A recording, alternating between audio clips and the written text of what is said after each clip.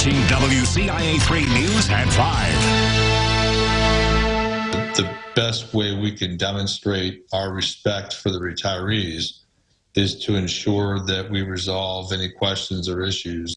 An Aetna insurance executive made himself available for questions about the one and only health benefit plan the state is offering to its retirees. Ahead of that interview, Aetna and state representatives spent the morning working to ease fears in a crowded room of seniors in Springfield. Our Target 3 investigative reporter Renee Cooper is live in our Capitol Bureau newsroom. So Renee, what are the big changes to expect? Well, as they laid it out today, Jennifer, the Aetna plan appears roughly identical to the state-sponsored United Healthcare PPO plan, which expires in January. Now, Aetna will be unprecedentedly responsible for roughly 140,000 retired state workers. And today, hundreds in Springfield gathered to learn the ropes about about Aetna's upcoming plan. That's just one of 25 upcoming info sessions.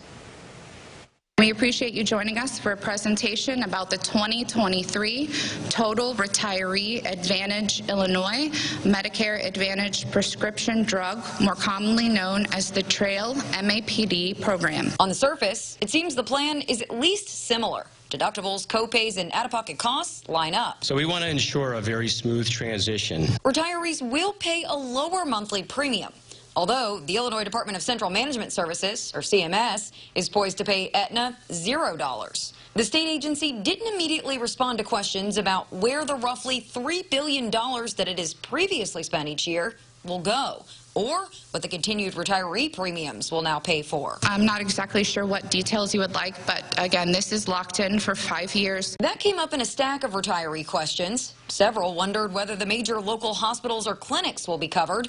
About 11,000 retirees in East Central Illinois who rely on Carle Health had that same concern. Following months of reporting on the widespread impact, Aetna and Carle came to an agreement. That fear didn't appear to extend to Springfield. Are doctors at Prairie Cardio with St. John's Hospital covered?